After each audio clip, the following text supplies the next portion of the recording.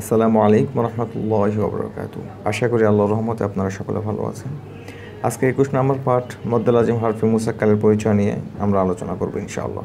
হরফের ওপর মোটা চিহ্ন বামে তাজদিদ হলে চারের পরিমাণ টানতে হয়। একে মদ্দে লাজিম হরফে মুসাক্কাল বলে। আপনি যদি এটা মনে নাও রাখেন তাতেও কোনো সমস্যা নেই, তার কারণ আমরা জানি এই মোটা চিহ্ন থাকলে 4 আলিফ পরিমাণ টানতে হবে। তাহলে চলুন শুরু করা যাক। আলিফ লাম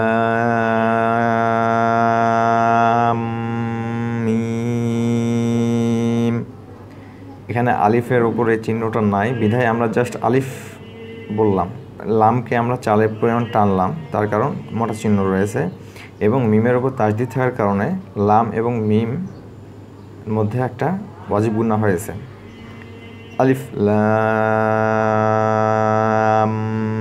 মিম, আলিফ লাম মিম সাদ,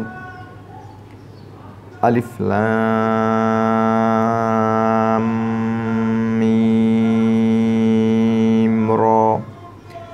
এখানে রয়ের উপর মদের হরকত এবং এই মোটা চিহ্ন না থাকার কারণে শুধুমাত্র মদের হরকত থাকার কারণে আমরা 1 আলিফ পরিমাণ টানলাম, আর লাম এবং মিম 4 আলিফ করে আমরা টানলাম এবং ওয়াজিব গুন্নাটা 1 আলিফ পরিমাণ করলাম।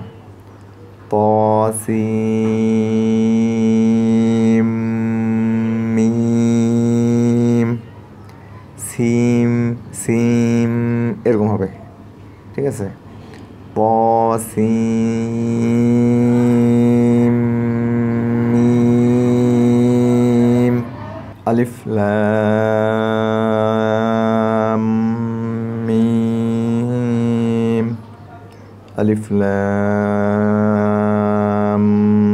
মিম সাদ, আলিফ লাম মিম র,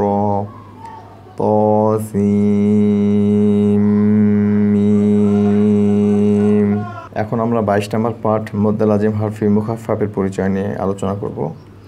হরফের ওপর মোটা চিহ্ন বামে তাজদিদ না হলে, এর আগেরটা আমরা পড়লাম তাজদিদ হলে, আর এবার না হলে 4 পরিমাণ টানতে হয়। একে মদ্দে লাজিম হরফে মুখাফফাফ বলে।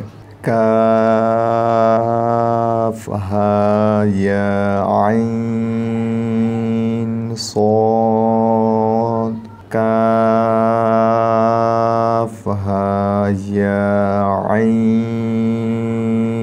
সাদ, আইন সিন কফ,